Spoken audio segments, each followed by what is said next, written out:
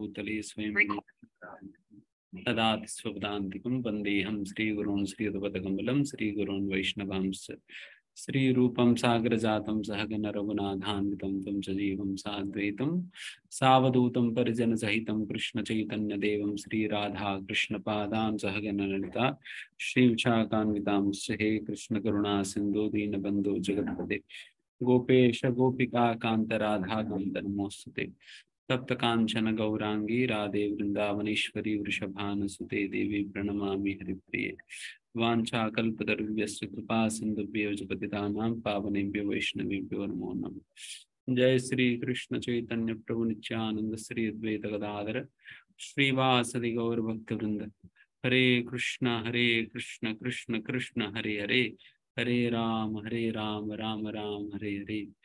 नमो विष्णुपादाय कृष्ण पृष्ठाय भूतले श्रीमते भक्तिवेदांत स्वामी नामने नमस्ते सारस्वती देवे गौरवाणी प्रचारणे निर्विशेष शून्यवाद पाश्चात्य देश तारणे।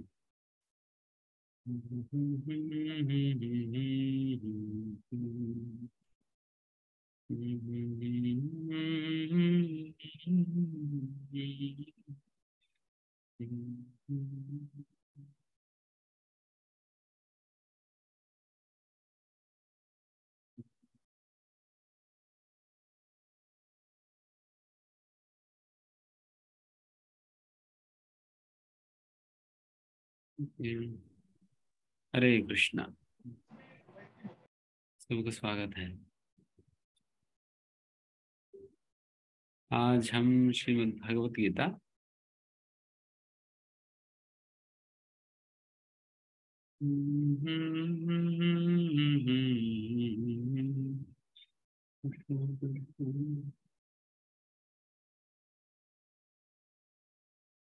पंद्रहवां अध्याय श्लोका नंबर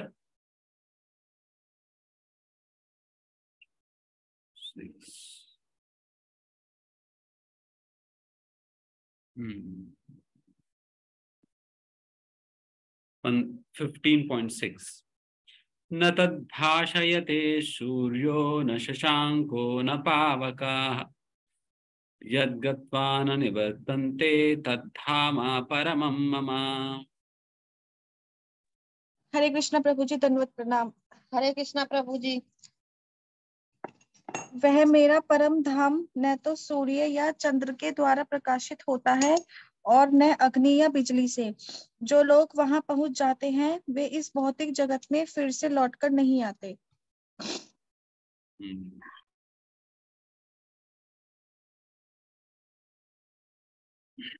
जो पहुंच जाते फिर वो वापस लौटकर नहीं आते।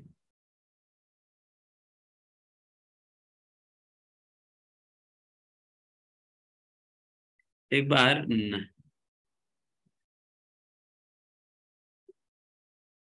एक व्यक्ति मिले थे प्रभुपाद जी से झांसी में। झांसी में एक व्यक्ति प्रभुपाद जी से मिला और फिर प्रभुपाद जी से उनकी बात हो रही थी। फिर प्रभुपाद जी से उन्होंने पूछा कि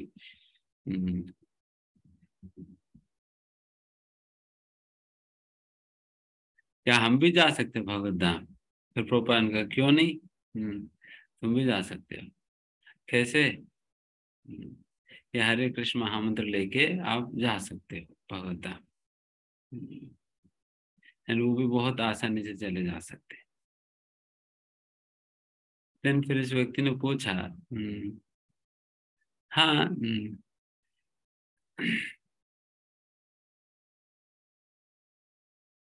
अगर हम वहां पर पहुंचने के बाद वहां से वापस लौटने का भी कुछ व्यवस्था है या नहीं? वो पूछ रहे वहां पहुंचने के बाद वहां से वापस लौटने का भी कुछ व्यवस्था है या नहीं। प्रभुपाद ने कहा कि यद गत्वा न निवर्तन्ते तद्धाम परमं मम। वहां पर जाने के बाद वापस नहीं लौटा जा सकता है। देन फिर उन्होंने कहा कि अगर फिर वहां पर जाने के बाद वापस लौटने के लिए रिटर्न जर्नी नहीं है तो फिर मुझे नहीं जाना है। मुझे झांसी में बहुत काम है।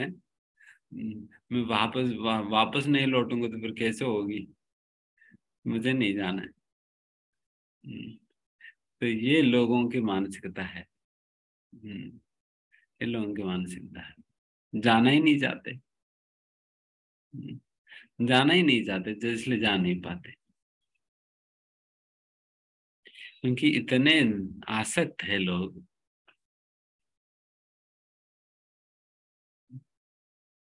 मैं मेरा की भावना के साथ, भावना से बाहर निकलना ही नहीं चाह रहे।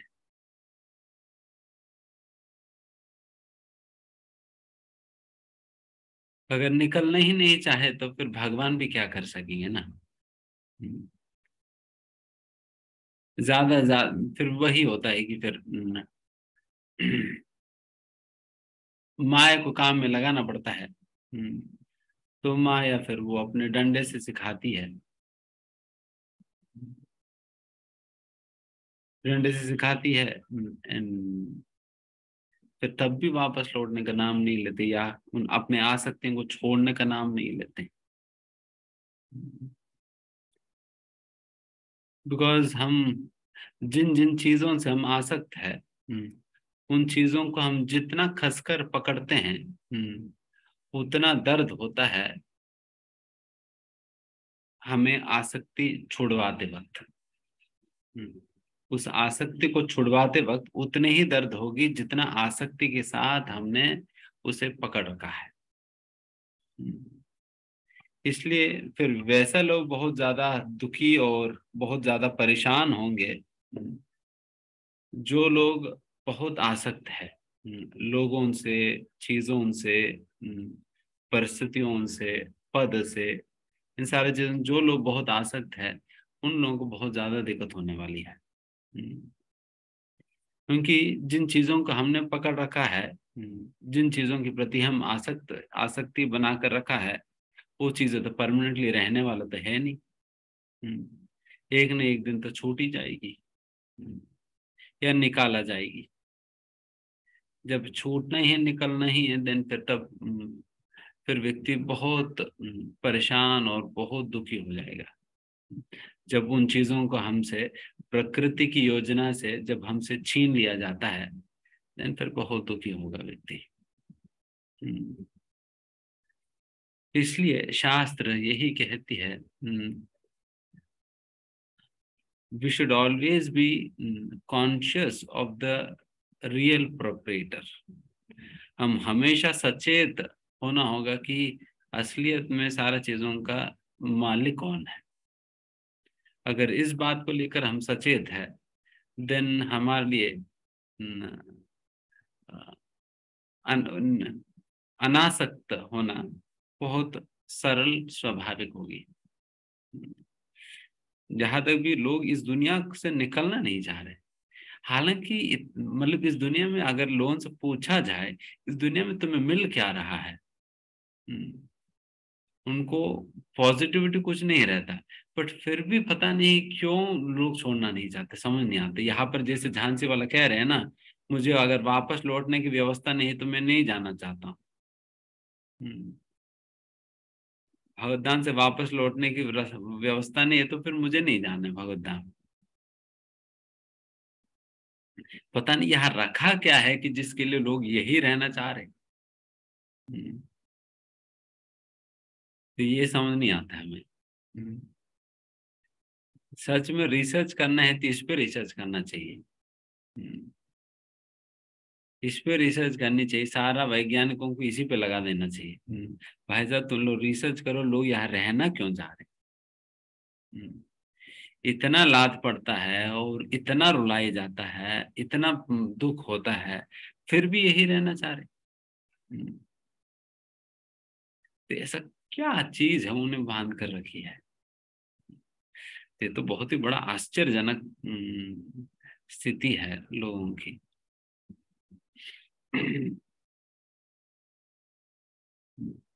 इतना अद्भुत भगवान के धाम है, जैसे यहाँ पर कहा जा रहा है, न तद भाष्यते सूर्यो न शशांको न पावका। भगवत धाम एक ऐसा स्थान है जहां पर ना कोई बिजली की जरूरत पड़ता है, ना कोई सूर्य का जरूरत पड़ता है, ना कोई चंद्रमा की जरूरत पड़ता है रोशनी के लिए। अपने आप में सारे चीज वहां पर प्रकाशमान है। प्रकाशमान होने के कारण सभी ही चीजों से प्रकाश अपने आप सहज रूप से निकलता है। Everything there is luminescent on its own. Luminescent हर चीज। तो इसलिए कमरे में जाने के बाद वहां पर लाइट ऑन करने की जरूरत नहीं, वो अपने आप जलता है, प्रकाशमान होता है। तो इस प्रकार के अद्भुत स्थान है वो। आप सोचे कि जिस घर को हम मार्बल से बनाने पे ही लोग सोचते हैं, अगर मार्बल से बना दिया घर करके लोग सोचते हैं, वहां पर तो सारे के सारे चीज वहां पर चिंतामणि प्रकर सदमशु, चिंतामणि से बनाए जाता है सारे के सारे घर। वैसा एक घर देखने के लिए मिल जाए या एक ईंट मिल जाए, देन फिर अनेक पीढ़ियां हमारा उसी ईंट के आधार पे जी सकते हैं, बस एक ईंट मिल जाए। तो वैसा चिंतामणि से बनाया हुआ है सारे के सारे घर वहां पर। और जहां पर दुख नामक कुछ होता ही नहीं है वहां पर, दुख का आभास भी नहीं होता वहां। हमेशा परमानंद में डूबे रहते हैं। और दूसरी ओर यहाँ पर लोग दुखालय शाश्वतम में रहकर कितने दुख भोगते हैं। तो इतना बड़ा कॉन्ट्रास्ट दोनों में होने के बावजूद भी लोग न जाने पता नहीं किस लिए यहाँ से निकलना नहीं चाहते, भगधाम की ओर क्यों जाना नहीं चाहते। ये बहुत बड़ा आश्चर्यजनक स्थिति है लोगों की। इसका मूल कारण यही है, लोग अंधे हैं। People are blind to truth. अंधे हैं। और कैसे अंधे हैं? अज्ञानता की वजह से अंधे हैं। उस प्रकार की अंधे होने के कारण उनके सच्चाई नहीं दिखाई देता है, और सच्चाई नहीं दिखने के कारण वो एक भ्रमित अवस्था में ही अपना सारा का सारा जीवन यापन करना चाहते हैं। एक इल्यूजरी स्टेट में, एक भ्रमित अवस्था में ही अपना सारा जीवन निकाल देना चाहते हैं। इसलिए ये सारे शास्त्र, श्रवण करने का विधि, साधु संगति, ये सारा कुछ इसलिए है ताकि हम ताकि इन सारे चीजों के प्रभाव से क्या हो, चक्षुर उन्मीलितम येन ओम अज्ञान तिमिर अंधस्य। अज्ञान की वजह से तिमिर अंधकार में जो फंसे हुए लोग जो है उनको चक्षुर उन्मीलितम, उनकी आंखें खोलने के लिए ये गुरु साधु शास्त्र काम करते हैं, simply to help us open our eyes. अब सोचो कि अंधकार की ये तिमिरंधस्य, ये अंधकार कहाँ से आ रही है?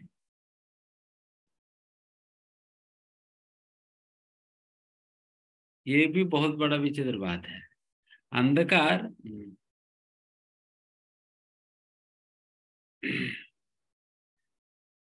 केवल अपने रोशनी होने के बावजूद भी अगर हम अपने आंखें बंद कर लिया जाए, दिन क्या दिखेगा? अंधकार ही तो होगा। तो ऐसा नहीं कि रोशनी नहीं है, ऐसा नहीं कि अंधकार ही है, रोशनी है। बट रोशनी होने के बावजूद भी हम आंख बंद करके बैठे हैं, इसलिए तिमिरंधस्य है। इसलिए यहाँ पर कहा जा रहा है बेटा आंख खोलो, उन्मीलितम येन, आंख खोलो करके। तो आंख खुलवाने के लिए ही गुरु साधु शास्त्र काम करते हैं। बिकॉज जैसा आप आंख खोलेंगे, आपको रोशनी जो है स्वाभाविक रूप से आपको दिखने लग जाएगी। आपको अलग से कुछ के लिए प्रयास करने की जरूरत नहीं, केवल आंखें खोलना होता है बस। हम केवल अभी आंखें बंद करके बैठे हुए हैं। तो इस प्रकार से ये सृष्टि है। यहाँ पर श्रील प्रभुपाद जी तात्पर्य के अंतर्गत लिखते हैं,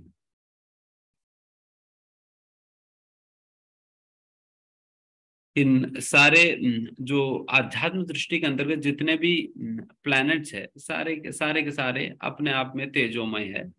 उस तेजोमय होने के कारण उन ग्रहों से निकलता हुआ जो प्रकाश ही जो है आगे जाकर उसे हम ब्रह्म ज्योति के रूप में हम जानते हैं। ब्रह्म ज्योति,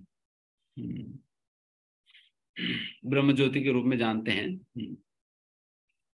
जो ब्रह्म ज्योति वही बाकी अन्य सूर्यों को और इस भौतिक सृष्टि के अंतर्गत जो कुछ भी तेजोमय है, उन सारा चीजों को तेज वो इस ब्रह्म ज्योति से ही प्राप्त होता है। एंड वैसा ब्रह्म ज्योति क्या है? ब्रह्म ज्योति यानी एक प्रकार से ये भी कहा जाता है कि भगवान श्री कृष्ण के शरीर से निकलता हुआ प्रकाश कांति है, या नहीं तो इस आध्यात्मिक सृष्टि के अंतर्गत जो भी जितने भी सारे ग्रह है, उन सारा ग्रहों से निकलता हुआ प्रकाश भी कहा जा सकता है।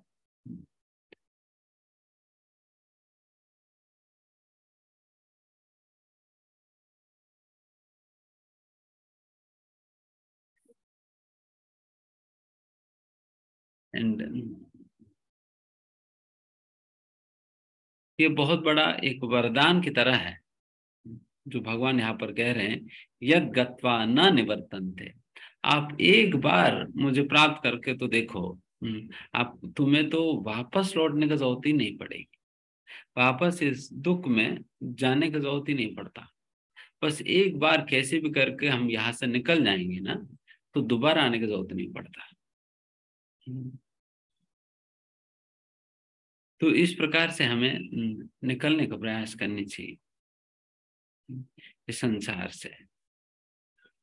जितना जकड़ कर पकड़ कर रखेंगे तो उतना फंसे रहेंगे। निकलना होगा।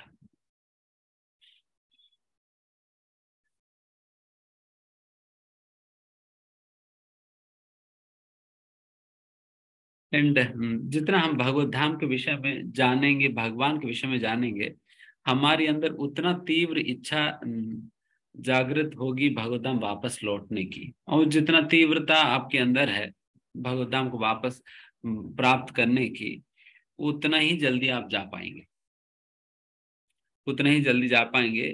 नहीं तो याद रखना फिर वापस यही रहेंगे। अगले जन्म में भी हो सकता है जिस घर में हम लोग रह रहे हैं, अगर उसी घर से आसक्त है तो उसी घर में कोई चूहा छिपकली या कॉकरोच बन जाएंगे और वही चारों ओर घूमते रहेंगे। और हो सकता है तुम्हारी बेटा तुम्हें मार दे, वो कॉकरोच वाला दवाई लगा के वही बेटा तुम्हें मार दे। अब सोचते रह जाए, मेरे बेटे वो कैलाश वाले ड्रामे में दिखाते हैं ना, और मैं ही तो हूँ करके अब चिल्लाते रहेंगे, वो तुम पिटाई करता रहेगा तुम्हारी।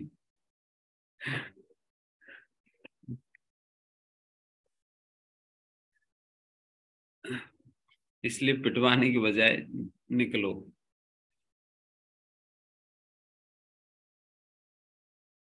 है ना?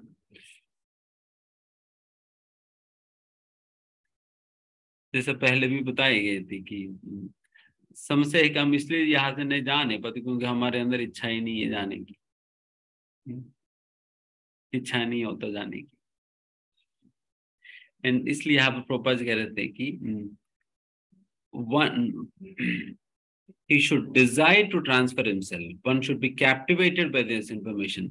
ये हमें भगवद्धाम के विषय में सुनकर भगवद्धाम के प्रति हमें आकर्षित होनी सबसे पहले, देन उसके बाद फिर हमारे अंदर एक तीव्र इच्छा आनी चाहिए, भगवद्धाम मुझे जाना ही चाहिए करके। देन फिर वो ये जो फॉल्स रिफ्लेक्शन है वहां से निकलकर वो भगवद्धाम वापस लौट सकता है। ये झूठा दुनिया से निकलकर वो भगवद्धाम वापस लौट पाएगा इस प्रकार से। बट सबसे पहली बात यह है कि हमें भगवत धाम की प्रति हमें आकर्षित होना होगा। उसके लिए भगवत धाम के विषय में सुनना होगा, भगवत धाम में है क्या, क्यों जाना चाहिए। ऑल्दो आपको भगवत धाम के विषय में बहुत ही ज्यादा डिटेल तो नहीं होगा। कई बार बहुत ज्यादा डिटेल लोग पूछने लगते हैं कि प्रभु जी कि भगवत धाम में भी मच्छर होता है क्या, वहां पर भी मच्छरदानी लगा कर सोना है। तो एक व्यक्ति ने ऐसे ही पूछा प्रभुपाद जी से। प्रभुपाद जी से तो लोग हर प्रकार का प्रश्न पूछ रखे हैं। तो प्रभुपाद जी से भी पूछे कि प्रभुपाद जी बताइए कि क्या भगवत धाम में भी मक्खी होता है क्या। ये मक्खी तो यहाँ पर हमारा जीवन बेकार कर देती है, इतना परेशान करती है मक्खियाँ, तो वहां पर भी वही होंगे। देन प्रभुपाद ने ही कहा कि देखो, ये जानने के लिए तुम्हें पहले भगवत धाम जाना होगा, जाकर देख लीजिए, पर्सनली देख लो कि मक्खी है या नहीं वहां, है ना। तो इतना भी डिटेल तो नहीं होगा, बट डेफिनेटली भगवान इस जब कृष्ण लीला में इस धरातल पर आकर जब लीलाएं करते हैं, वो केवल और केवल भगवत धाम का ही एक प्रकार के एडवर्टाइजमेंट है। एक प्रकार के एडवर्टाइजमेंट चला रहे हैं ताकि हम उन लीलाओं को देखकर हम आकर्षित हो, जिससे हमारी अंदर वो उस प्रकार की इच्छा जागृत हो भगवत धाम वापस लौटने की। केवल उस प्रकार के आकर्षण हमें करने के लिए ही भगवान इस प्रकार से कृष्ण लीला में ये सारे लीलाएं करते इस धरातल पे आके। कितना सुंदर माखन छोरी की लीला, यशोदा में के साथ में इतने सारे लीलाएं, ग्वालों के साथ में लीलाएं, ग्वाल गोपियों के साथ लीलाएं, ये सारे लीलाएं इसलिए कर रहे हैं ताकि भगवान ये दिखाना चाह रहे हैं कि देखो भगवता में क्या होता है करके आप लोग पूछते रहते हो, अभी देखो कि भगवता में होता क्या है। तो इसलिए भागवतम के 10वें स्कंद पढ़ेंगे तो पता चलेगा भगवता में क्या होता है और भगवता में क्या क्या चलता है। एंड इन चीजों को पढ़कर व्यक्ति के अंदर आकर्षण बढ़ेगा।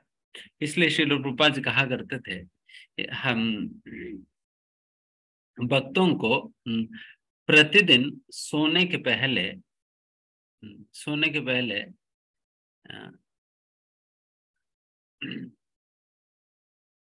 कृष्णा बुक पढ़ना चाहिए करके।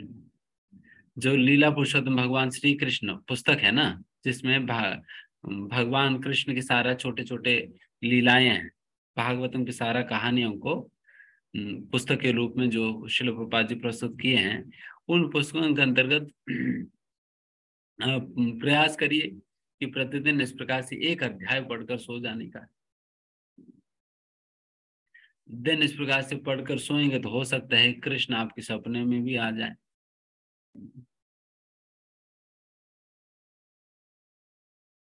नहीं तो फिर वही जो आज दोपहर को बॉस ने जो गाली दिया, उसी गाली को स्मरण करते करते करते सो गया तो बॉस दोपहर को भी आया, रात को भी आएगा दोबारा गाली देने। तो उससे बेहतर है ना कि भगवान की स्मरण करते हुए सो जाएं। तो उसके लिए आप कृष्णा बुक पढ़िए, प्रभुपाद जी कहा करते थे। पहले प्रभुपाद जी के समय पर तो सभी लोग यही करते थे कि रात को सारे भक्त लोग जो है पुस्तक वितरण करने के बाद फिर शाम को वापस लौटते थे एंड फिर प्रसाद लेते थे। प्रसाद लेने के बाद सभी लोग गौर आरती अटेंड करते थे और फिर उसके बाद भगवद गीता क्लास होता है वो अटेंड कर लिया। फिर उसके बाद सभी लोग दूध लेकर बैठ जाते थे, सभी लोग बैठ जाते थे एंड एक वक्त दूध गरम गरम दूध लाता था एंड फिर वो वक्त गरम गरम दूध सभी भक्तों को ग्लास में डालते थे एंड उस समय दूसरे वक्त जो है जोर से कृष्णा बुक पढ़ा करता था।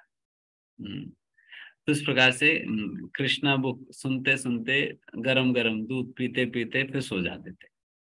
फिर अगले दिन सुबह मंगल आरती में उठना। तो इस प्रकार की दिनचर्या हुआ करता था। कम से कम लास्ट पार्ट तो इमिटेट कर सकते हैं। बाकी सारा चीजें तो वैसे भी नहीं करते हम लोग। कम से कम कृष्णा बुक तो पढ़ तो सकते हैं ना। क्योंकि आप बारंबार कृष्णा बुक बारंबार पढ़ेंगे ना, भगवान की लीलाएं बारंबार आप पढ़ेंगे सुनेंगे, उससे भगवान के प्रति एक सहज आकर्षण डेवलप होगी। सहज आकर्षण डेवलप होगी। देन फिर ये जो सारा विधि जो हम भक्ति में पालन करते हैं, नाम जप करने की हो, सेवा करने की हो, श्रवण करने की, ये सारे एक ऑब्लिगेशन जैसा नहीं लगेगा। अरे क्या करे, कंपल्शन है, करना पड़ता है, करके नहीं करेगा व्यक्ति। रादर वो अपना स्वयं मतलब अपना इच्छा के साथ वो करने लगेगा। उनके अंदर ही इच्छा आएगी, नहीं मुझे करनी चाहिए, मुझे करना है, मुझे बहुत अच्छा लगता है, इस प्रकार से करने लगेगा, ना कि मजबूरी के कारण नहीं। तो इस प्रकार से व्यक्ति, इसलिए कृष्णा बुक पढ़नी चाहिए। देखिए ज्ञान में संबंध, अभिधेय, प्रयोजन, ये 3 प्रकार के ज्ञान होता है। संबंध ज्ञान, अभिधेय और प्रयोजन होता है। इसलिए वेद शास्त्रों के अंतर्गत जितने सारे श्लोकाएं हैं, उन सारे श्लोकाओं को इन 3 कैटेगरीज में विभाजन किया जाता है। कोई श्लोक संबंध के अंतर्गत आता है, कोई अभिधेय में आता है, कोई प्रयोजन में आता है। संबंध मतलब वो ज्ञान है जिसके द्वारा हमें ये बात पता चलेगा कि हम कौन हैं, भगवान कौन है, ये भौतिक प्रकृति क्या है, और हम तीनों के बीच में क्या संबंध है, क्या लेना देना है। प्रकृति के साथ जीव की क्या संबंध है, जीव का भगवान के साथ क्या संबंध है, भगवान का प्रकृति के साथ क्या संबंध है। इस प्रकार से ये सारा चीजें पता लगाना ही ये संबंध ज्ञान होता है। एंड अभिधेय मतलब इस संबंध ज्ञान प्राप्त करने के आधार पे व्यक्ति जब भक्ति की विधियों को स्वीकार करता है, वो भक्ति का विधियों को ही अभिधेय कहा जाता है। अच्छा, ये संबंध ज्ञान जानकर मुझे क्या करनी है? ये संबंध ज्ञान जानकर, ठीक है मैं भगवान श्री कृष्ण के सेवक हूँ, तो क्या, फिर मुझे क्या करनी है? देन फिर अभिधेय बताएगी। अभिधेय के अंतर्गत जो श्लोक आएगी वो बताएगी, अच्छा तुम्हें एकादशी का पालन करनी चाहिए, तुम्हें इस प्रकार की व्रत करनी चाहिए, तुम्हें नाम जप करनी चाहिए, तुम्हें ये करनी, तुम्हें वो करनी, तुम्हें ऐसा नहीं करनी चाहिए, ये नियम पालन करनी चाहिए। तो ये सारा कुछ जो है अभिधेय के अंतर्गत आता है। What is to be done, क्या प्रैक्टिस करनी चाहिए, वो अभिधेय कहा जाता है। देन फिर प्रयोजन। प्रयोजन मतलब वो ज्ञान है जो इस अभिधेय की अभ्यास करके हमें प्राप्त क्या करना है।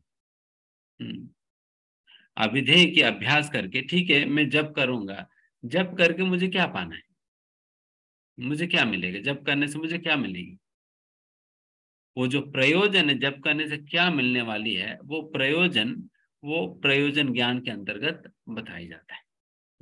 यस, आप इस प्रकार से भक्ति के सारा नियमों को पालन करने पे तुम्हें कृष्ण प्रेम की प्राप्ति होगा, या भगवतम आप वापस लौटेंगे, या नहीं तो आप गुरु को प्रसन्न कर पाओगे, या भगवान को प्रसन्न कर पाओगे, या आप स्वर्ग चले जाएंगे।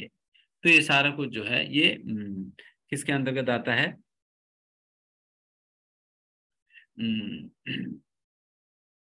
प्रयोजन के अंतर्गत आएगी। समझ रहे हैं ना? प्रयोजन में आएगी। एंड देखिए, जब भी कोई भी कार्य जब व्यक्ति करता है, जब तक उनको इंस्पिरेशन, जब तक कन्विंस नहीं है लक्ष्य को प्राप्त करने के लिए, तब तक वो व्यक्ति उस लक्ष्य को प्राप्त करने के लिए उचित प्रयास नहीं कर पाता है। उचित प्रयास नहीं कर पाता है। जैसे उदाहरण के लिए किसी को आईएएस ऑफिसर बनना है, तो आईएएस ऑफिसर बनने पे क्या फायदा, और क्यों बनना चाहिए, अगर जब तक इस बात से व्यक्ति कन्विंस नहीं है, तब तक वो आईएएस बनने के लिए जितना मेहनत करनी चाहिए वो करेगा नहीं, बिकॉज उन्हें प्राप्ति नहीं करना है, उनको पाना ही नहीं है, उनको बनना ही नहीं है आईएएस, तो इसलिए प्रयास भी नहीं कर रहा है। तो इसलिए हमें संबंध ज्ञान जानना चाहिए, संबंध ज्ञान के साथ साथ हमें प्रयोजन ज्ञान भी हमें जानना चाहिए। प्रयोजन ज्ञान जानने से यही फायदा है कि हम कन्विक्शन हमारे अंदर बढ़ेगी, यस मुझे भगवान को प्राप्त करना है, मुझे भगवतम वापस लौटना है करके एक कन्विक्शन बढ़ेगा।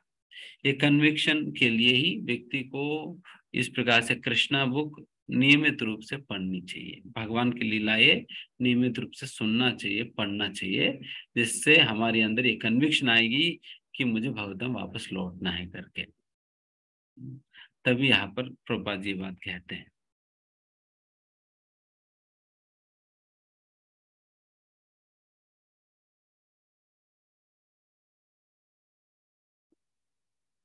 ठीक है, आगे बढ़ते। ममैवांसो जीवलोके जीवभूता सनातन मनःषष्ठानीन्द्रियाणि प्रकृतिस्थानि कर्षति।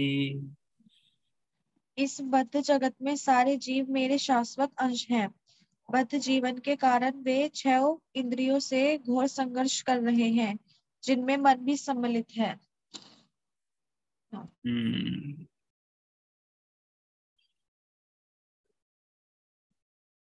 सारे बद्ध जीव किनके अंश है? भगवान के अंश है। सभी भगवान के हैं, कोई मेरा तेरा तो कोई नहीं है। अगर हम कहे कि ये मेरी है, देन छुड़वाई जाएगी। फिर ये दिखाने के लिए कि देखो तुम्हारी नहीं है करके दिखाने के लिए भी क्यों ना हो, फिर छुड़वाई जाता है। सब कुछ भगवान की है ना। हमारा कोई नहीं है, हमारा अपना कोई नहीं हो सकता, है ना। यहाँ पे भगवान के लिए ममई वांशः, मेरी अंश है सारे जीव, मेरी अंश है सारे जीव। इसलिए सभी का माता पिता कौन है फिर? भगवान स्वयं है। त्वमेव माता पिता त्वमेव, आप ही माता आप ही पिता हो, क्योंकि भगवान के अंश है। हम भी हमारा भी माता पिता कौन है? भगवान ही है। हमारे बच्चों का माता पिता कौन है? भगवान ही है। ये हमें अपने मन में बिठा देना होगा, नहीं तो आसक्ति से फंस जाएंगे, हम आसक्त हो जाएंगे। इधर हम अपने अपने माता पिता से आसक्त हो जाएंगे, नहीं तो हम अपने बच्चों से आसक्त हो जाएंगे, अपने बच्चों से आसक्त हो जाएंगे। क्योंकि आसक्ति की वजह से हम अपना भक्ति भी खराब करेंगे और अन्यों का भी खराब करेंगे। आसक्ति की वजह से हम अपना भी भक्ति खराब करेंगे और अन्यों को भी भक्ति खराब करेंगे, क्योंकि हम आगे बढ़ने नहीं देंगे। हम आगे नहीं बढ़ेंगे फिर अन्यों को भी आगे बढ़ने नहीं देंगे, रोकेंगे, बिकॉज आसक्ति है। इसलिए आप बताए जा रहे हैं ममई वांशः, ये बात हमेशा याद रखना होगा। हम सभी भगवान की अंश है। एंड देखो, जब तक हम भगवान की अंश के रूप में हम कार्य नहीं करेंगे, तब तक हम बहुत परेशानी होंगे। इस प्रकार से प्रभुपाद जी अक्सर यही उदाहरण देते हैं। एक बहुत बड़ा सा मशीन है, उस मशीन के एक छोटा सा स्क्रू है, छोटा सा स्क्रू है। ये स्क्रू उस मशीन की अंश है, उस मशीन का ही भाग है। अगर ये स्क्रू उस मशीन में लग जाए देन उसका कोई मूल्य है। अगर ये स्क्रू अपने आप को मशीन से अलग करके रखेगी, उसको कोई मूल्य नहीं है, उसको कोई मूल्य नहीं है। जैसे उदाहरण के लिए ये मेरी हाथ है, ये मेरी हाथ है, और इस हाथ से मैं बचपन से लेकर अभी तक हजारों लाखों प्रकार के कार्य मैंने किया है। अगर इस हाथ में अगर छोटा सा अगर उंगली कट जाए, चाहे हजारों लाखों रुपए खर्च भी हो, फिर भी मैं उसे ठीक करवाऊंगा, है ना। फिर भी मैं उसे ठीक करवाऊंगा, बिकॉज बहुत ही वैल्यूबल है। अगर वही हाथ है मेरी, जिसे अगर मैं यहां से काट कर फेंक दूं, काट कर फेंकने के बाद वो कटा हुआ हाथ का कोई मूल्य है क्या? किसी काम का है? कोई काम का नहीं है वो। अगर एक बार ये हाथ मेरे शरीर से अलग हो जाने के बाद ये हाथ जो है कोई काम का नहीं रहेगी, कोई काम का नहीं रहता है, बिल्कुल वैल्यूलेस हो जाएगी, निरर्थक हो जाएगी। उसी प्रकार से जब एक जीव भगवान के अंश होने के नाते उनकी वैल्यू तब तक ही है जब तक वो भगवान से जुड़ा रहेगा। एंड जैसा वो भगवान से अपने आप को अलग कर देता है, वैसे ही उनकी सारा का सारा मूल्य फीका पड़ जाता है, कोई मूल्य नहीं होता उनकी। जिस प्रकार से हाथ को मेरे शरीर से अलग कर देने से उस हाथ की कोई वैल्यू नहीं होता है और कोई काम भी नहीं कर पाएगी, तो उसी प्रकार से ही आत्मा भी, हम भी, जीव भी। अभी हम इतना यूजलेस इसलिए हैं क्योंकि हम अपने आप को भगवान से अलग कर चुके हैं, भगवान से अलग कर चुके हैं। अगर हम अपने आप को वापस भगवान से अगर कनेक्ट कर दिया जाए, देन पुनः हम बहुत ही वैल्यूबल बन जाएंगे, बहुत वैल्यूबल बन जाएंगे। यही हाथ का उदाहरण और ये स्क्रू का उदाहरण प्रभुपाद जी देते हैं।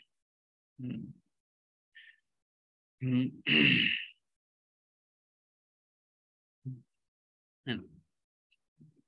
उस प्रकार से व्यक्ति को सोचना चाहिए। एंड जब ये बात स्मरण है, तभी हम हमेशा इस प्रकार से सोच पाएंगे कि हम सभी भगवान के अंश है, हम सभी भगवान के ही बच्चे हैं। वही हमारा माता पिता है, वही हमारा माता पिता है, और उन्हीं के साथ ही हमारा संबंध है। बाकी सभी आज दिखेंगे, कल नहीं दिखेंगे, आज दिखेंगे कल नहीं दिखेंगे, बस।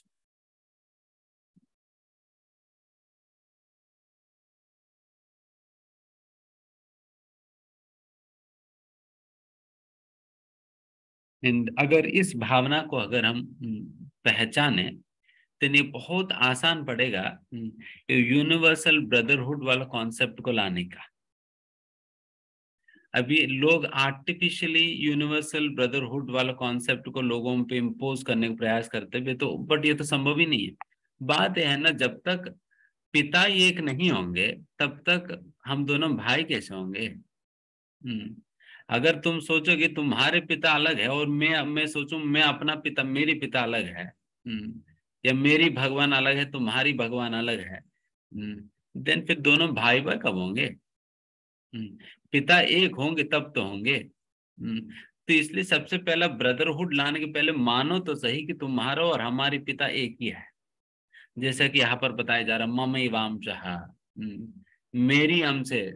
यहाँ पर ये भी भगवान ने कहा कि ये हिंदू लोग मेरी अंश है, ये मुस्लिम लोग मेरी अंश है, ये क्रिश्चियन लोग मेरी अंश है, ये इंडिया वाले मेरी अंश है, पाकिस्तान वाला नहीं है, ऐसा तो नहीं कहा। बल्कि भगवान इंक्लूडिंग सारे जीव जंतु पशु पक्षी पेड़ पौधे, सभी लोगों को जीव के रूप में यहाँ पर संबोधित किया जा रहा है।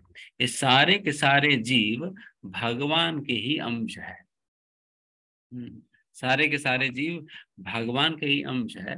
जब इस भावना के साथ व्यक्ति समझता है कि अच्छा सारे के सारे जीव भगवान के अंश है, तो इसका मतलब मेरी रिश्ता सारे जीवों के साथ अभी जुड़ा हुआ है। अभी तो हम क्या सोचते हैं कि अच्छा ये व्यक्ति मेरा पेट से निकला है तो इसलिए इनका मेरे से संबंध है। या मैं इनकी परिवार में मैं जन्मा हूँ इसलिए मेरा उनके साथ संबंध है। केवल हमारा जो चार दीवारों के बीच में जो 3-4 लोग हैं वही हमारा सगे संबंधी हम मानते हैं, वही हमारा अपना है। बाकी सभी कौन है फिर? बाकी सभी पराये हैं। तो यहाँ पर यही बात कहा जा रहा है कि बेटा सभी ही लोग तो तुम्हारे ही है। सभी लोग अपने हैं। ऐसा नहीं कि ये मेरा है किसी और का है। सभी लोग ही एक ही परिवार के हैं क्योंकि हम सभी लोगों का पिता एक ही है। वही बात भगवान खुद कह रहे, पिता खुद कह रहे कि बेटा तुम सभी मेरी ही संतान हो। ममा एव अंशा, मेरी ही अंश हो तुम सभी, मेरे ही बच्चे हो तुम सभी लोग। भगवान खुद कह रहे हैं। जब सभी भगवान के बच्चे हैं देन फिर हमारा परिवार तो केवल यही 3-4 लोग नहीं है, बल्कि हमारा परिवार 4 दीवारों के बाहर भी पड़ा हुआ है। उन लोगों को भी अपने परिवार के रूप में पहचानो। चाहे पेड़ पौधे हो, चाहे जानवर हो, चाहे जो भी हो, सभी अपने परिवार की हिस्सा के रूप में मानते हुए हमें जीवन जीना चाहिए। That is what it means to live by the principles of Gita. Gita की वचनों के अनुसार जीवन जीने का मतलब ही ये होता है जब हम सभी को अपने परिवार के हिस्सा के रूप में हम मानने लगेंगे। नहीं तो केवल शब्दों में ही रहेगी। अगर हम ये सोचे कि ये पराया है ये अपना है करके, है ना।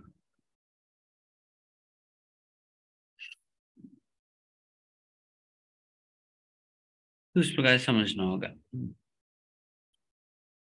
मम एव अंशः,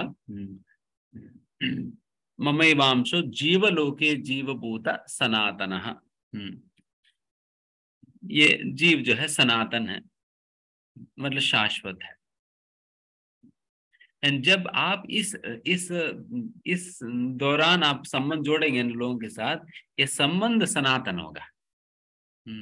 बिकॉज आप शाश्वत संबंध जोड़ रहे हैं। बाकी जो भी संबंध अभी के समय पर हम जोड़ रहे हैं अपने ब्लड रिलेशन के आधार पे, तो सारा तो टूट जाएगी ना। इधर वो छोड़कर जाएगा, नहीं तो आप छोड़कर चले जाएंगे, वो तो छूट जाएगी। 10, 15, 20, 25 साल में तो छूट ही जाएगी। बट ये जो संबंध के विषय में जो हम अभी बता रहे हैं मम एवंशः, तो ये संबंध तो कभी टूटने वाला नहीं है। इसलिए अगर इस प्रकार से अगर हम लोगों के साथ संबंध बनाए देन हमारी ऐसा रिश्ता बनेगी जो कि कभी टूट ही नहीं सकता। कितना अद्भुत बात है कि कभी टूटेगा ही नहीं।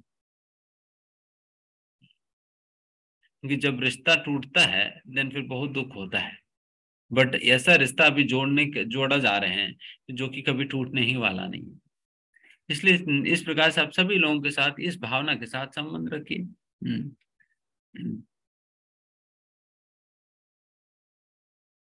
है ना। हम देखिए, this is what is called spiritual relationship. अगर मटेरियल रिलेशनशिप के आधार पर आप जीवन जिएंगे then material relations will always give you stress, strain, suffering, frustration. भौतिक संबंध आपको हमेशा दुख, परेशानी, तनाव यही सहारा देता रहेगी। वही अगर आध्यात्मिक संबंध है तो उससे आपको असलियत में आनंद मिलेगी। असलियत में आनंद मिलेगी क्योंकि भौतिक संबंध झूठा है, आध्यात्मिक संबंध सच्चाई है। इसकी वजह से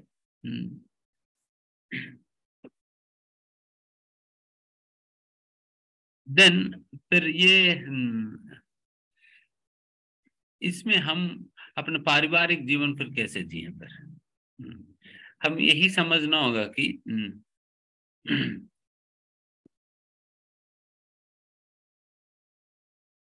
मेरी संबंध सभी जीवों के साथ है। मेरी संबंध तो सभी जीवों के साथ है, क्योंकि सारे जीवों का परमपिता भगवान स्वयं है। और उन जीवों में से कुछ जीवों का देखभाल करने की जिम्मेदारी भगवान ने हमें सौंपा है। उस जिम्मेदारी को निभाते हैं। इस भावना के साथ हम अपना जिम्मेदारी निभाते हैं। बट तब भी हम बाकी जीवों के लिए आंखें बंद करके नहीं बैठना है। नहीं, मैं बस यहाँ तक ही काम रखूंगा करके।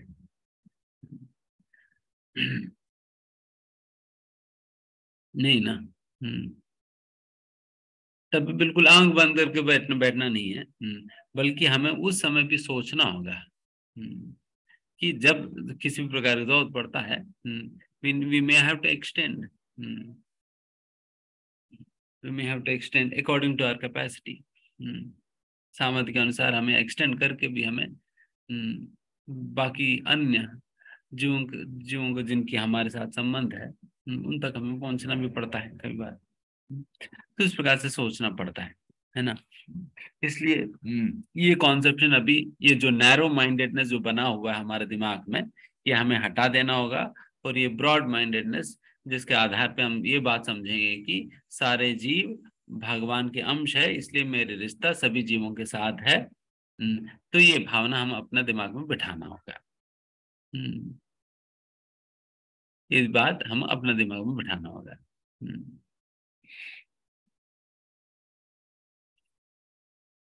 एंड लास्टली यहाँ पर मनष्टानि इंद्रियानि प्रकृति स्थानि कर्षति। कर्षति मतलब हार्ड स्ट्रगल है। कर्षति मतलब बहुत ही हार्ड स्ट्रगल है। क्या हार्ड स्ट्रगल है?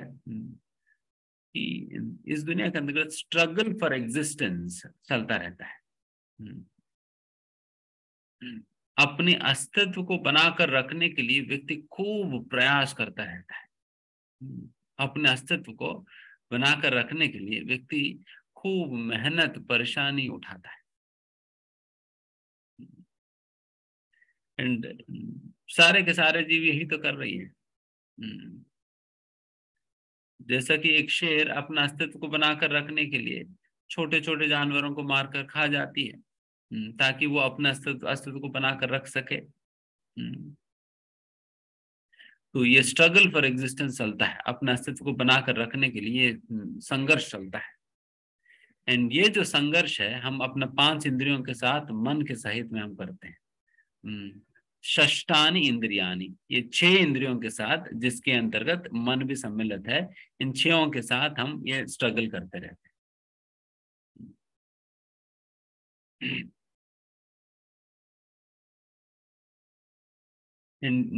ये स्ट्रगल कब तक बना रहेगा?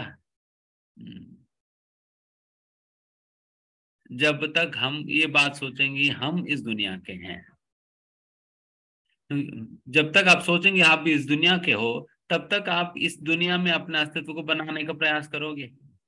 जब आप समझ लोगे कि मैं इस दुनिया का नहीं हूं, देन फिर आपको यहाँ पर अपने अस्तित्व को बनाने से या नहीं बनाने से कोई फर्क नहीं पड़ने वाला। Because it doesn't matter to you whether you will be able to establish yourself in this world or not, because you anyways do not belong to this world. Because आप वैसे भी इस दुनिया का नहीं हो, इसलिए आपको कोई मैटर ही नहीं करता है कि आप इस दुनिया में अपना अस्तित्व को बनाकर रखे या नहीं भी रखे। इसलिए फिर उस प्रकार के संघर्ष में व्यक्ति नहीं पड़ता है। जो उनसे हो सके वो करेगा बस। बहुत अधिक प्रयास नहीं करेगा। वृद्धाश्रम में तो लोग बहुत ही अति प्रयास में लगे रहते हैं अपना अस्तित्व को बनाकर। जैसे कि लोग 15 घंटा लोग काम करते हैं। कोई एक वक्त बता रहे थे कि उनको कई बार जॉब में लगातार 24 घंटे काम करना पड़ता है। दोनों शिफ्ट जब बैक टू बैक आ जाता है, 24 घंटे लगातार काम काम करना पड़ता है।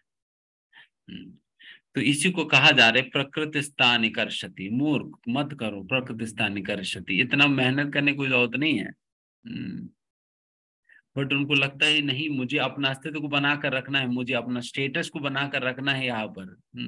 पता नहीं अगर इस प्रकार से मैं मेहनत नहीं करूंगा देन फिर समाज में मैं नीचे चले जाऊंगा। समाज में नीचे चले जाऊंगा। हाँ, तुम तो फिर अगली बार तो नीचे ही जाओगे। इस बार तो अब मन में तो ऊपर उठने का प्रयास तो कर, बट अगली बार तो नीचे ही जाना है तुम्हें। कुत्ता बिल्ली बनना है। तो इसलिए क्या फायदा रहा।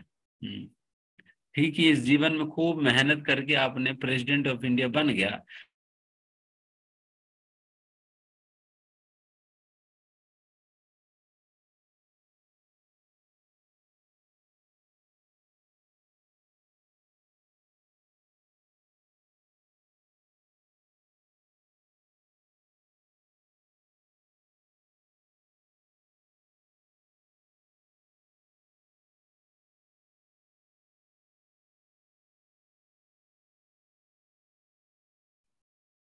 हरे कृष्णा।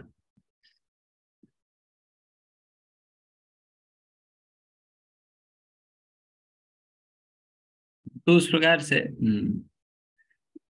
इतना बहुत हार्ड स्ट्रगल करने का कोई जरूरत नहीं है, शास्त्र इसी को खंडन करती है। बिकॉज इसके लिए हमें नहीं बनाई गई है। इसकी मतलब इतना खूब में इतना मेहनत करके कमाने के लिए, इतना मेहनत करके अपना अस्तित्व को इस दुनिया के अंतर्गत बनाकर रखने के लिए नहीं बनाई गई है। हालांकि हमारे रिश्तेदार वगैरह तो वो तो प्रमोट करते रहते हैं, अरे अभी से ये सारा कुछ क्या करना है, अभी पूरा जिंदगी पड़ा हुआ है, अभी मेहनत करने की समय है, मेहनत करो। हम गधे बने हैं, तुम भी हमारे साथ लगे रहो। तुम भी हमारे साथ लगे रहो। ये सारे ये इस्कॉन वाले तो ऐसे कहते हैं। कि वो कुछ नहीं करते हैं तो तुम्हें भी कुछ करने नहीं देते हैं। तुम मेहनत मत करो, या मेहनत करो, बनो गधे। इसी के लिए हमें बनाई गई है। और जितना मेहनत करोगे उतना सुखी रहोगे। अब वो सब ये पता नहीं चलता वो सुखी कब बनना चाह रहे हैं। सुखी कब बनना चाह रहे हैं। क्योंकि मेहनत करते करते सारा जिंदगी निकल जाता है। जब बूढ़े बनता है, तब खूब पैसा कमा तो लिया है, बूढ़े बनने के बाद बेचारा पैसा तो है बट जो मर्जी खा नहीं सकता है क्योंकि शुगर है। खा नहीं सकता, फिर चाह मर्जी जाना है तो जा भी नहीं सकता है। उनकी टांगे खराब पड़ा हुआ है, घुटने। फिर जब आप कहीं जा भी नहीं सकते हो, कुछ खा नहीं सकते हो, कुछ पी नहीं सकते, कौन सी एंजॉयमेंट लेंगे। तो फिर जीवन भर आपने मेहनत किया है फिर एंजॉय करने के लिए, फिर कब एंजॉय करेंगे ना।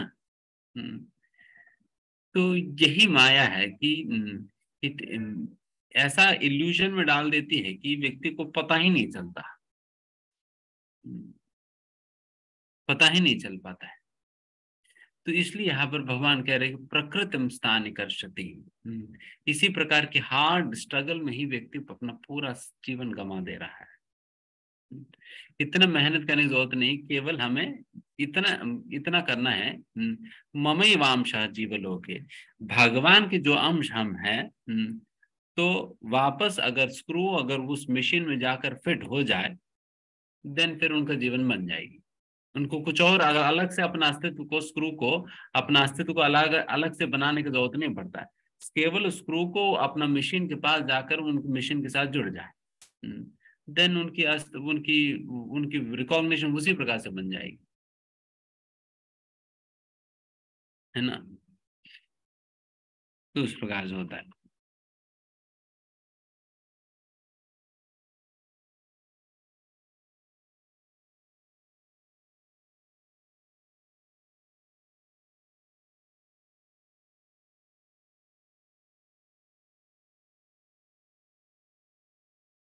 बहुत सुंदर तात्पर्य प्रभु जी दिए हैं। शरीरम यदवाप्नोति यच्चापि उत्क्रमात्तीश्वरः गृहीत्वैतानि संयाति वायुर्गन्धानि वाशयात्।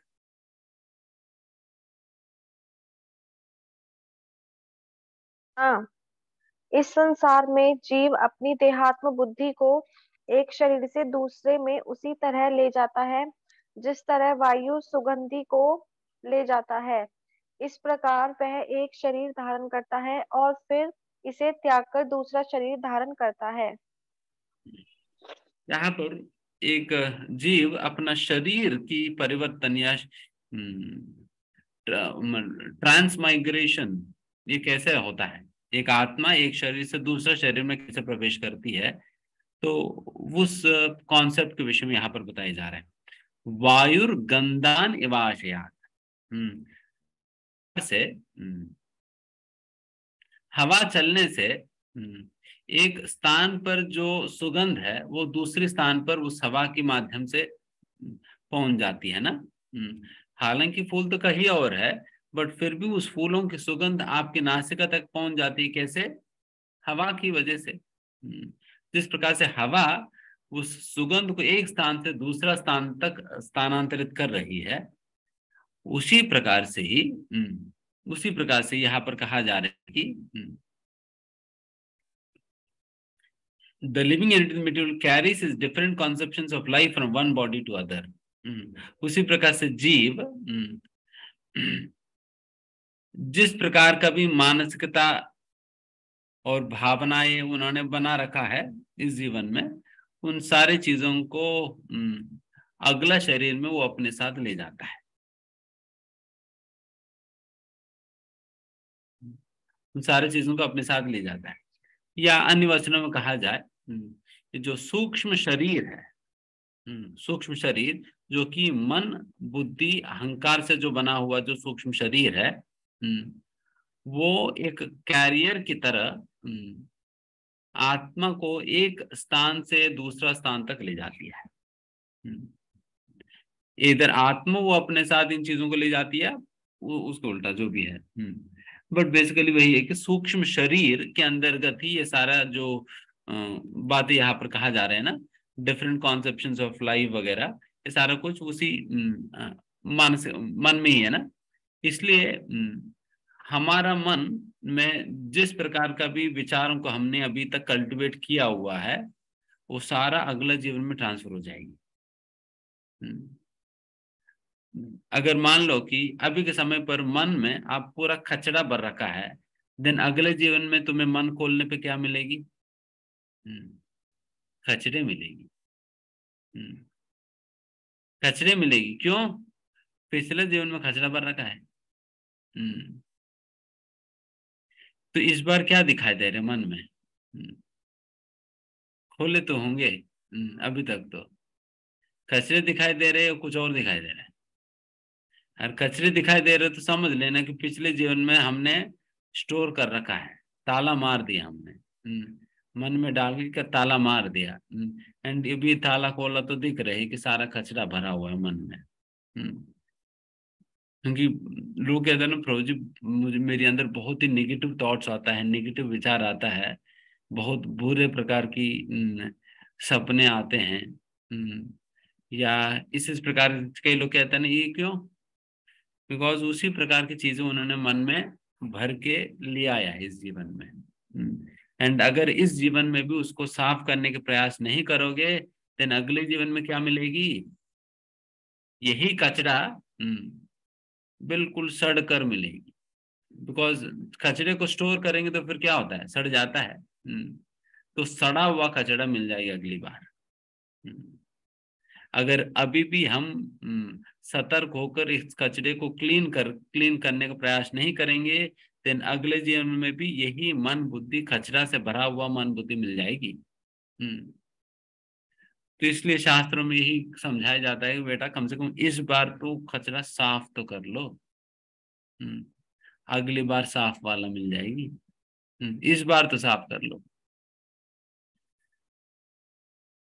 तो हम लोग वही प्रयास कर रहे, चीतो दर्पण मार्जनम, हृदयंतस्तो ही अभद्रानि विदुनोति सुहृत् सताम। हृदय के अंतर्गत अभद्रों को निकालने का प्रयास कर रहे हैं, चित्त को मार्जन करने का प्रयास कर रहे हैं। तो इसी प्रयास में लगे हैं ना हम लोग। तो इसलिए भक्ति में यही होने वाली है। तब भक्ति करते रहिए, जिससे फिर हमारी हृदय के अंदर जो गंदगी है वो निकल जाएगी। इसलिए बहुत महत्वपूर्ण श्लोक है। बिकॉज इस श्लोक के आधार पर लोगों को समझा सकते क्यों भक्ति करे, क्यों भक्ति करे समझा सकते हो। यस, तुम भक्ति नहीं करोगे, दिन कचड़े की डब्बे में तुम्हें रहना पड़ेगा। बिकॉज हमारा आत्मा कहाँ रहती है? सूक्ष्म शरीर के साथ ही तो रहती है ना। तो कचड़े ही है तो दिन कचड़े के डब्बे में रहने के बराबर है। इसलिए कचड़े के डब्बे में रहकर आप ये नहीं कह सकते कि बहुत बदबू आ रहे हैं, बहुत गंदा बदबू आ रहे हैं। तो कचड़े के डब्बे में तो गंदा ही तो होगा।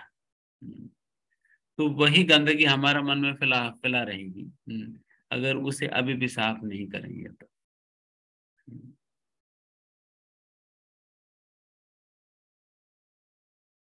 एंड ये फिर सूक्ष्म शरीर कब छूटता है? जब व्यक्ति भगवत धाम वापस लौटता है ना, तब तक हमारा सूक्ष्म शरीर हमारे साथ ही रहने वाली है। जब आप भगवत धाम वापस लौटने वाले होते हैं, जब आपकी वो लास्ट लाइफ है और आप भगवत धाम वापस लौट रहे हो, तब सूक्ष्म शरीर खत्म हो जाता है। बट जब तक आप इस भौतिक सृष्टि के अंतर्गत रहेंगे, चाहे जो भी योनि में आप जाएंगे, उस योनि में हमारे साथ ये कचड़े की डब्बा साथ साथ जाएगी, साथ साथ जाने वाला है। क्योंकि जब हम मरते हैं, केवल ये स्थूल शरीर तो ही खत्म होता है। केवल ये स्थूल शरीर जो कि हम अपना आंखों दिखाई दे रहे, बस वही खत्म होता है। बट बाकी सूक्ष्म शरीर तो वैसे के वैसे रहने वाली है। तो अगर उसे वो तो तभी छूटेगी जब हम भगवत धाम वापस लौटेंगे, है ना। एंड भगवत धाम में भी ऐसा नहीं कि भगवत धाम में कोई मन बुद्धि नहीं होता है, वहां पर भी होता है, वहां पर भी होता है, बट वो आध्यात्मिक होते हैं, आध्यात्मिक होता है। वहां पर भी आध्यात्मिक शरीर होता है। जो भी जिस प्रकार से एक बीज से पेड़ निकलता है, उसी प्रकार से वहां पर हमारा आत्मा रूपी जो बीज स्वरूप है, उसी से ही हमारा जो आध्यात्मिक शरीर, जो भी भगवान की सेवा करने के लिए हमारे भावनाओं के अनुसार जो भी उपयुक्त है, उस प्रकार की आध्यात्मिक शरीर की प्राप्ति होता है, जिससे हम भगवान की सेवा हम कर सकते हैं, है ना। एंड उस शरीर में हमारे इंद्रिया पूरा बिल्कुल परफेक्टली शुद्ध होता है। जिस प्रकार से अभी हमारे शरीर में हमारे इंद्रिया सारे कल्मशों से भरा हुआ है, अनर्थों से, अवांछित इच्छाओं से भरा हुआ है। बट वो वाले इंद्रिया देन उसमें किसी प्रकार की उस प्रकार की भौतिक इच्छाएं नहीं होती। तो ये डिफरेंस है आध्यात्मिक सृष्टि के अंतर्गत जो शरीर है एंड भौतिक सृष्टि में जो हमारे शरीर है, वहां पर भी है शरीर, बट आध्यात्मिक है, जो कि कंप्लीटली निर्मल है, शुद्ध है, उस प्रकार की।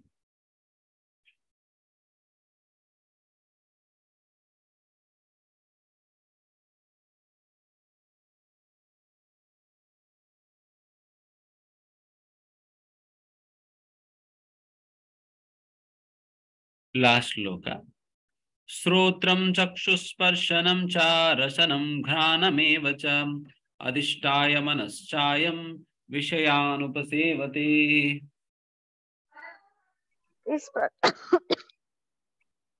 इस प्रकार दूसरा स्थूल शरीर धारण करके जीव विशेष प्रकार का कान, आंख, जीभ, नाक तथा स्पर्श इंद्रिय प्राप्त करता है, जो मन के चारों ओर संपूजित है।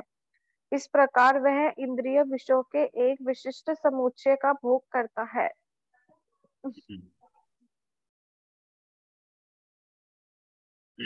जिस प्रकार की हमारी कर्म है, उसी कर्म के अनुसार हमें आंखें, कान, मुंह, नासिका ये सारा कुछ मिलेगी।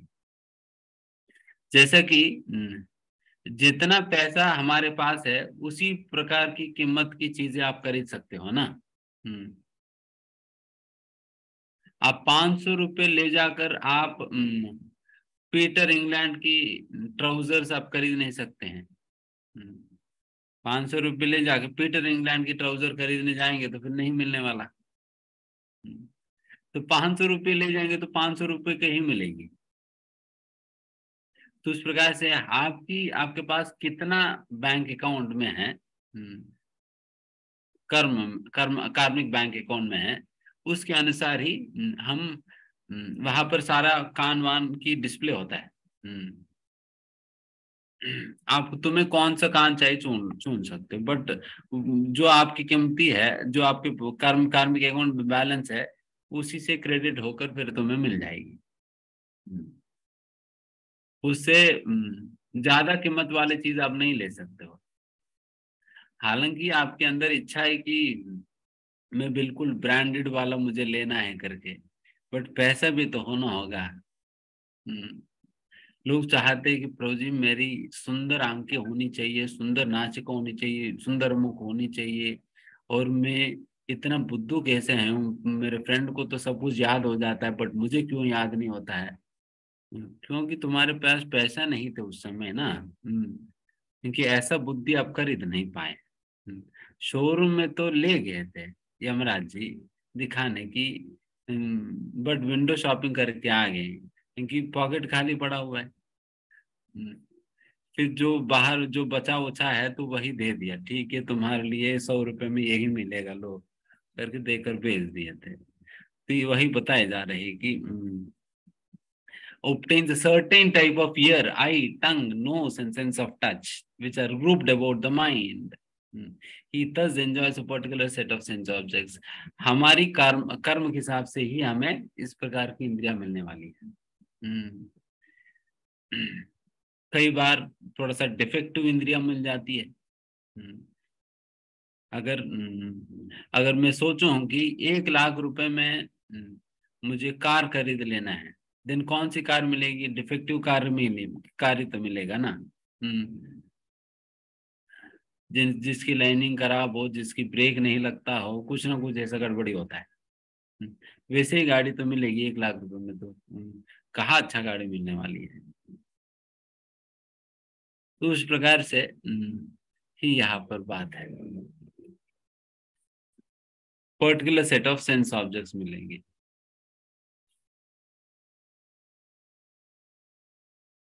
बट हम बस यही घूमते फिरते हर बार पैसा कमाओ और फिर ये सारा आंखें कान वान ये सारा कुछ खरीदने की बजाय बस निकलो यहाँ से, निकलना है ना। और ऐसा स्थान पर जाइए जहां से वापस लौटने की जरूरत नहीं पड़ेगी। ठीक है, यहाँ समाप्त कर देते हैं। किसी को कोई प्रश्न है तो पूछिएगा।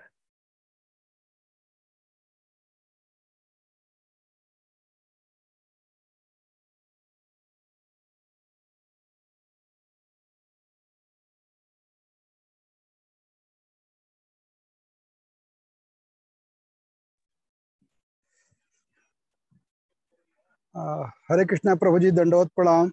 हाँ धन्यवाद प्रभु जी, मेरा एक थोड़ा सा रियलाइजेशन भी है और कंफ्यूजन है। 2 क्वेश्चन है, तो मैं पहले अपना रियलाइजेशन और कंफ्यूजन वाली बात पूछ रहा हूँ। जैसे कि मैं मतलब ये नहीं कहूँगा कि हर रोज, बट मैं 12 महीना मेरी कोशिश रहती है कि सुबह नहाने के बाद 5 मिनट 10 मिनट रामचरितमानस पढ़ा हूँ, कई बार खत्म हो। तो अभी 1 राउंड संपन्न हुआ है, तो अभी मैं इंडिया गया था तो मेरा मन था गरुड़ पुराण पढ़ने का, तो मैं बुक लाया था। और चूंकि आप लोगों से बात नहीं हुई तो मैं स्टार्ट भी कर दिया। तो कई लोग बोलते हैं मेरे घर में कि गरुड़ पुराण नहीं पढ़ना चाहिए, ये एक तो आपसे मेरे को कंफर्मेशन चाहिए। देखिए, गरुड़ पुराण ये वो सारा कुछ पढ़ने की कोई जरूरत नहीं है, उनकी समय ही बर्बाद है जी। कि हमारे पास है समय कम, उसमें कहाँ हम इन सारे चीजों में घूमते फिरते रहेंगे। इसलिए बहुत सरल सी बात है कि जब क्लियरली बताई है, सारा शास्त्रों का सार है, निचोड़ है भगवत गीता और श्रीमद् भागवतम, तो वैसा ग्रंथों को अध्ययन करने का ही समय नहीं है। आप कहाँ गरुड़ पुराण वगैरह में घूम रहे हैं? आप जल्दी से जल्दी वापस लौटिए एंड फिर भगवत एकदम गीता सही, भागवतम पढ़िए। बात तो बिल्कुल सही है प्रभु जी, मैं भागवत गीता भी अभी डेली पढ़ रहा हूँ। बट इसमें जो रियलाइजेशन वाला पॉइंट था ना, अगर मुझे लगता है कि अगर कोई भी इंसान जैसे भागवत गीता भागवतम तो मैं अभी तक कभी देखा भी नहीं, भागवत गीता भी अगर पढ़ेगा तो वो धीरे धीरे विरक्ति प्राप्त करेगा। लेकिन अगर वो गरुड़ पुराण पढ़ लेगा तो मुझे लगता है कि साथ में ना वो डर के मारे भी ये रास्ता पकड़ लेगा। आपको मैं गलत हूं तो बताइए, मेरा रियलाइजेशन ऐसा, अभी मैं 2 अध्याय कंप्लीट किया हूँ, उसी में मेरे को लग रहा है कि पढ़ना चाहिए सबको। मतलब भयानक है ये गरुड़ पुराण, इसलिए जब कोई मर जाते हैं ना, गरुड़ पुराण कई बार पढ़ते हैं लोग ताकि लोगों को डरा देने के लिए। बट बात तो है कोई कि सुनता नहीं है ना उसको। बट बात है कि धर्म के आधार पर जो धर्म, वो ज्यादा समय टिकता नहीं है। हाँ। डर के आधार पे जो धर्म है वो ज्यादा समय टिकता नहीं है। अगर जैसा उनको कहीं लूप होल दिख जाता है जहां पर डरने की जरूरत नहीं पड़ता, तुरंत वो निकल जाएगा वहां से। एग्जैक्टली उसी प्रकार से जैसा कि कोई ट्रैफिक लाइट पे हम ट्रैफिक सिग्नल की इसलिए पालन करते हैं क्योंकि पुलिस खड़े हैं, पुलिस खड़े हैं, डर है। अगर पुलिस ना हो तो निकाल देंगे गाड़ी, निकाल देंगे, निकाल देंगे ना गाड़ी। धर्म टूट गया ना। धर्म टूट गया। भाई केवल भय के कारण जब तक रहेगी तब तक बना रहेगी धर्म, एंड जैसा भय के कारण थोड़ा सा लूज कर देगी, जैसे पुलिस निकल गया, देन फिर धर्म को तोड़ेंगे। तो इसलिए फिर वो भय के आधार पर टिकता नहीं है। इसलिए हमें भगवत गीता भागवतम ये भय के आधार पर खड़ा नहीं करता है धर्म को, बल्कि प्रेम के आधार पे धर्म को खड़ा करते हैं, एंड वो कभी टूटने वाला नहीं है। जी प्रभु, हाँ ठीक है। मतलब बट कोई दोस्त तो नहीं है ना, मैं क्योंकि मैं तो थोड़ा उदंड शिष्य में से हूँ, मैं भागवत गीता भागवतम भी पढ़ूंगा और ये अब शुरू कर दिया हूँ तो मैं गरुड़ पुराण भी खत्म करूँ एक बार। दोष मतलब इसमें यही दोष है, ये अनन्यता की कमी होता है। अनन्यता बोले तो अव्यभिचारिणी भक्ति के विषय में जो भगवान गीता में कहते हैं ना, अव्यभिचारिणी भक्ति, व्यभिचार मतलब व्यक्ति उनका पति होते हुए भी, एक स्त्री अपना पति होते हुए भी अलग अलग लोगों के पास जाएगी, वो व्यभिचारिणी है। पति होते हुए भी अलग अलग लोगों के पास जाएगी। उसी प्रकार से जो अव्यभिचारिणी भक्ति मतलब वो अपना पति के सिवा कहीं और नहीं जाती है, चाहे कुछ भी हो जाए। चाहे उनके पति के पास नौकरी है, नौकरी नहीं भी है, वो पति अमीर है, गरीब है, चाहे जो भी हो, पति को छोड़कर नहीं जाएगी। ये अव्यभिचारिणी है। उसी प्रकार से ही एक भक्त भगवान की सेवा कहीं नहीं जाता। उसी प्रकार से जब शास्त्रों के प्रति श्रद्धा की बात आता है, तो फिर वो गीता भागवत छोड़कर कहीं नहीं जाएगा। यहाँ तक भी हमारा कई ऐसा आचार्य है जो कि धाम भी वृंदावन ही जाते हैं, वृंदावन छोड़कर कहीं जाएंगे नहीं। बिकॉज उनकी ऐसा अनन्य श्रद्धा, अटूट श्रद्धा बन चुकी है, वृंदावन के प्रति हो, मथुरा के प्रति हो या नवद्वीप के प्रति हो, उनको लगता ही नहीं फिर कहीं और क्यों जाऊं मैं, क्यों जाऊं ना, क्यों अपना समय बर्बाद करूं, जब यही सबसे श्रेष्ठतम स्थान है। उसी प्रकार से भगवान, उसी प्रकार से शास्त्र। तो इसलिए श्रद्धा की या अनन्यता का कमी माना जाता है। ठीक है, तो ये बात है। जी प्रभु जी, दंडोत प्रणाम।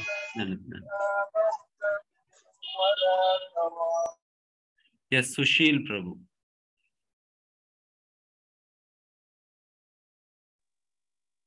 प्रभु जी चरण स्पर्श। एक क्वेश्चन था मेरा कि दो तरह के लोग हैं। एक तो बेसिकली जो ईश्वर की भक्ति कर रहे हैं, उनकी सेवा कर रहे हैं, उनके लिए कुछ ना कुछ जीवन में करते रहते हैं, जब भी कभी टाइम मिलता है घूमने तीर्थ स्थल चले जाते हैं। कुछ लोग हैं ना तो पूजा करते हैं, ना ईश्वर में उनका आस्था है, ना मंदिर जाते हैं, ना दर्शन करते हैं, और न ही वो कुछ खर्च करना चाहते हैं, चाहे ईश्वर की भक्ति हो, पूजा में हो। न ही उनका ध्यान करने में, यज्ञ हवन करने में भी उनकी इच्छा नहीं है। तो दो तरह के लोग हैं, दोनों इंसान का ही रूप हैं। और अगर हम बात करें उनकी तो उसको कैसे डिफरेंशिएट करें? मतलब कि ईश्वर की भक्ति, उसने मानव जीवन लिया और उसके बावजूद भी वो ईश्वर की नहीं भक्ति कर रहा है। करेगा जब कभी वो बूढ़ा हो जाएगा, फिर उसको याद आएगा कि अब ये टाइम ईश्वर की भक्ति का हमको कर लेनी चाहिए। तो फिर उसको कोई एक बहुत ज्यादा एफर्ट डाल रहा है, कोई कुछ एफर्ट नहीं कर रहा है, तो उससे से क्या बेनिफिट है? मतलब ईश्वर उसको ज्यादा सुख देगा या ज्यादा दुख देगा? ऐसे कैसे उसको डिफरेंशिएट कर सकते हैं? देखिए, सुख और दुख वो अपनी कर्मों के आधार पर उन्हें मिलेगी। उन्होंने जो भी कर्म किया है उसके आधार पर उन्हें सुख और दुख तो मिल जाएगी। उससे बाकी आध्यात्मिक चीजों को बहुत ज्यादा लेना देना नहीं है। इन दूसरी ओर वैसा जो लोग है जो भक्ति में नहीं है, उनके प्रति हमारा यही व्यवहार होनी चाहिए कि हम उनके प्रति एक दया की भावना रखनी चाहिए। अगर वो व्यक्ति इनोसेंट है, अगर उनको समझाने पर व्यक्ति समझकर भक्ति कर सकता है, देन उस व्यक्ति वैसे लोगों के प्रति दया रखते हुए उनको भगवान के विषय में समझाकर उन्हें, या नहीं तो हम नहीं समझा पाए तो हम इधर उन्हें प्रभुपाद जी को पुस्तकें देकर, प्रसादम देकर, मंदिर में लाकर, भक्तों से मिलाकर, कुछ भी इस प्रकार से करके उनके प्रति हमें दया दिखानी चाहिए। अगर व्यक्ति इंक्लाइंड है बट बेचारे उनको जानकारी नहीं है, तो फिर वैसा लोगों के प्रति हम इस प्रकार से व्यवहार करनी चाहिए। बट कई लोग ऐसे होते हैं जो कि ईर्ष्यालु होते हैं, जो भगवान के प्रति ईर्ष्यालु होते हैं, वो नफरत करते हैं भगवान से और भक्तों से, और अपना आसक्ति को बिल्कुल छोड़ना नहीं चाहते हैं। फिर वैसा लोगों से दूर रहना बेहतर है। वैसा लोगों से दूर रहना बेहतर है, नहीं तो हमारे दिमाग खराब कर देंगे लोग।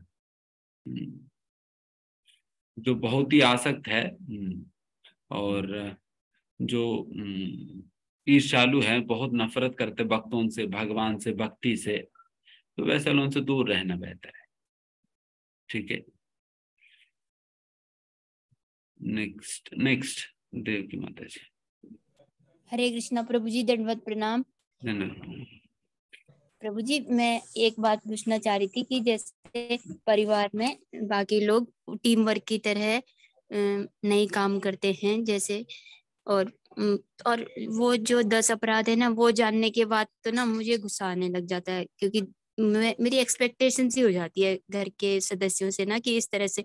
और एक्चुअल में मैंने क्लास अटेंड की है ना, तो मुझे तो रियलाइजेशन हो ही रही है धीरे धीरे, लेकिन मेरे अंदर एक कमी है कि मैं ना, मुझे गुस्सा आ जाता है प्रभु जी।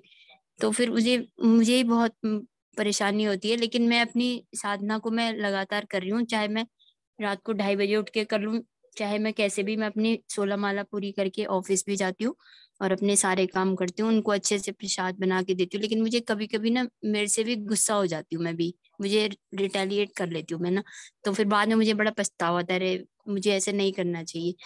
तो मतलब प्रभु जी फिर कैसे करे वो मतलब कितने टाइम बाद हो सकता है ना धीरे धीरे? वैसे वो लोग मना नहीं करते मुझे, काम करने के लिए, टेम्पल आने के लिए मना भी नहीं करते, लेकिन वो लोग अपना काम करते हैं, बिजनेस वाले हैं, तो वो इतनी प्रायोरिटी नहीं देते। मेरे लिए प्रायोरिटी है मंदिर आना और ये अपनी साधना करना और भगवत गीता के बारे में ज्यादा से ज्यादा पढ़ना, सुनना और फिर बताना अपने ऑफिस के लेवल पे, अपने ऑन द वे में। मैं मेट्रो से जैसे आती हूँ ना, तो मेरे को मिलते हैं तो मैं बात कर लेती हूँ, मुझे ऐसे अब शर्म सी भी नहीं आती, और जैसे कोई क्या कहेगा, मेरे अंदर ये वाला डर तो बिल्कुल भी नहीं रह गया। और कई लोग मुझे मिले भी और वो ज्वाइन भी करवा दिए मैंने उनको 12:30 बजे संडे के दिन। पर घर वाले ना प्रभु जी, मतलब थोड़ा सा मेरे को गुस्सा आ जाता है, क्योंकि वो 10 अपराध ना, उसमें से मैं अपने आसपास देखती हूँ कि हो ही रहे हैं, वो हो ही रहे हैं, लेकिन उन लोगों को उस चीज का रियलाइजेशन नहीं है। प्रभु जी, मैं अपने आप को कैसे कंट्रोल करूं? प्रभु जी यही बता दीजिए प्लीज। यस माता जी, सबसे पहले ये अपराध, ये खास करके भक्तों पे लागू है। हाँ जी प्रभु जी। भक्तों पे लागू है। जो भक्ति में नहीं आया है उनको पता है, उनको ये सारे अपराध वगैरह तो बहुत ज्यादा लागू नहीं होते, क्योंकि वो तो उस स्तर पे पहुंचे ही नहीं। हाँ जी प्रभु जी। उस स्तर पे पहुंचे ही नहीं है। मतलब उस समय भी होता है, बट इतना बुरा प्रभाव नहीं होगा जितना कि भक्त जब अपराध करने पे उसका ज्यादा बुरा प्रभाव होता है। क्योंकि भक्त ना फिर वो हाँ जी जानने के बाद भी कर रहा है, हाँ जी इसलिए प्रभु। उनके ऊपर ज्यादा प्रभाव पड़ता है। अगर वही उसी केस में अगर कोई अभक्त उस प्रकार के अपराध कर भी रहा है, उनके ऊपर इतना प्रभाव नहीं पड़ेगी, बिकॉज उन्हें पता ही नहीं है अपराध होता क्या है। उनके लिए पाप के रूप में काउंट होता है, अपराध जो है पाप के रूप में काउंट होता है। हाँ बट भक्तों के केस में अपराध अपराध के रूप में काउंट होता है, क्योंकि अपराध का क्या फल होता है, हमारे भक्ति में बाधा आता है। और पाप पाप तो आप जानते हैं, वो तो पाप के अकाउंट में चले जाएगी। तो बाकी लोगों के लिए अपराध भी पाप के रूप में गिना जाता है, बट भक्तों के लिए तो अपराध तो भयानक होता ही है। तो एक तो ये अंडरस्टैंडिंग है। एंड दूसरा, यस, जब हम इस प्रकार की सारी बातें हम सुनते हैं, तो सबसे महत्वपूर्ण बात है कि हम इन चीजों को लेकर अन्यों को नापने के लिए प्रयास न करें। जी प्रभु जी। इन चीजों की प्रयोग हम अन्यों को नापने के लिए अगर उपयोग करें तो देन फिर हम बहुत ही फ्रस्ट्रेटेड हो जाएंगे। हाँ जी जिस प्रकार की अवस्था आपको फेस करना पड़ रहा है, बिकॉज आप उस दृष्टि से आप अन्यों को देख रहे हैं। तो हम इन चीजों का हम सीखने का यही मुख्य उद्देश्य है कि हम उन चीजों का अपने ऊपर ही लागू रखें, ठीक अपने है अपने तक हम सीमित रखें और अन्यों के ऊपर ये ना करें। तो ये समझना होगा। ठीक है ठीक है ना? प्रभु। हाँ जी प्रभु। थैंक यू प्रभु जी। थैंक यू प्रभु जी। दंडवत प्रणाम। सुमित प्रभु।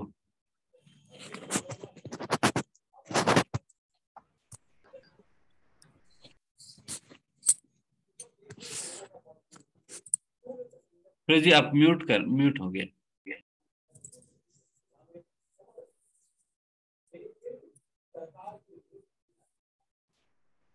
हाँ अभी बोलिए। हरे हरे कृष्णा प्रभु जी, दंडवत प्रणाम। प्रभु जी ये 10 अपराध क्या है, ये नहीं मालूम मुझे।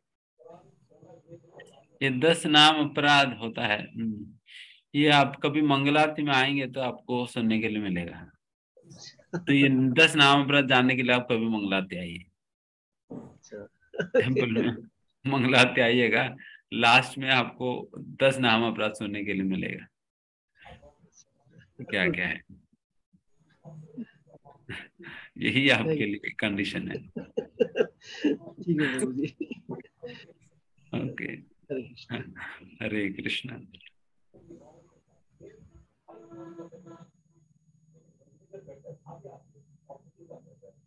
जैसे बुक्स में तो होता ही है, आप कभी पढ़िए, वैष्णव सॉन्ग बुक में वगैरह होता है।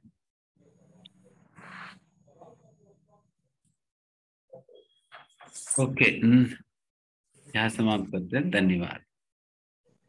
बहुविधता रूप की। अच्छा, क्वेश्चन है चैट में। हरे कृष्णा। अच्छा, चैट में क्वेश्चन है।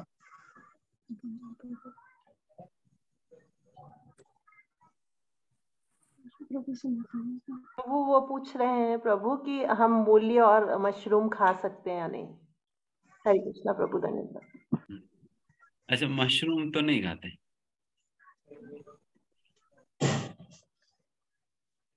नहीं खाते। वो तो उसका है ना सर। जनरल प्रिंसिपल यही होता है ना, कि जब भी अगर मान लो कि कुछ भी खाना या नहीं खाने की जब डाउट आता है, देन बेस्ट क्या होता है? नहीं खाना बेस्ट होता है। है ना? जब भी आप किसी भी विषय को लेकर आपको डाउट है कि ये खाना है या नहीं खाना है, तो बेस्ट छोड़ना बेहतर है जब डाउट है, क्योंकि फिर तब तो नियम वैसे भी टूटेगा नहीं।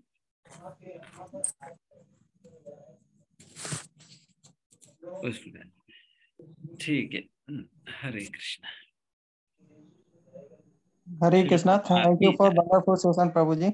आज प्रभु जी ने हमें संबंध, प्रयोजन, अभिग्रह ज्ञान के बारे में बताया, और प्रभु जी ने बताया कि कृष्णा बुक हमें नियमित रूप से पढ़ना चाहिए, और बताया कि जीव भगवान के अंश है। जब तक जीव भगवान से कनेक्टेड है उनकी वैल्यू है, अदरवाइज उनकी वैल्यू नहीं है। Thank you Prabhu ji for wonderful session. तो हम प्रभु